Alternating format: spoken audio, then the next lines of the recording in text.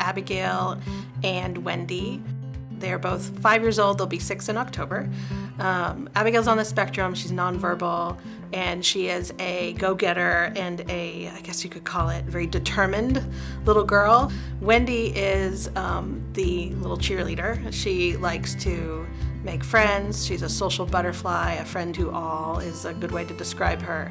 And Abby has a lot of unique challenges. She's got some physical challenges, she has some medical challenges, and she's delayed on top of that. So there's always kind of like 5 or 6 things that could be potentially wrong or could be bothering her, and you may not really know what that is because she also can't tell you. So we had to find some sort of curriculum for her to be involved in where she could develop trust with other people.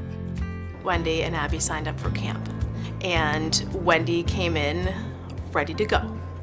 She's a happy, sweet little girl, very friendly. Loves camp, loves being around people, making new friends.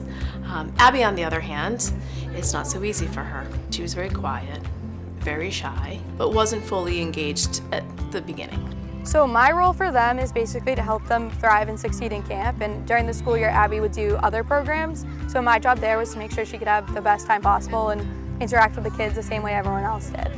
Paige became Abby's older sister, I guess is the closest thing you could do. I feel so incredibly blessed that we were at the right place at the right time, at the right institution to cross paths with her, and I'm so glad to hear that she's going into special education because she is going to change so many lives.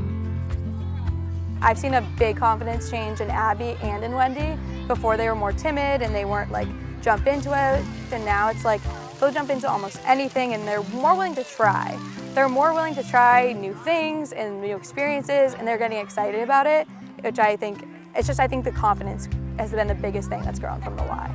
And this year, she has just blossomed. She'll come to the office and I see her, I'll say, "Hi, Abby," and she'll wave to me. She'll be with a group of kids and you'll say, "Abby, how you doing?" And she'll get out her device and go to, "I'm happy."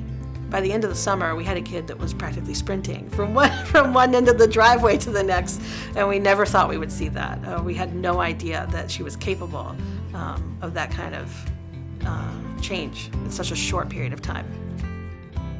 The fear for me is always she's so medically complex, people would turn her away because there are things that she just can't do, and this group never said that. From the first moment my wife and I started working with people here was, how can we make this work for Abby?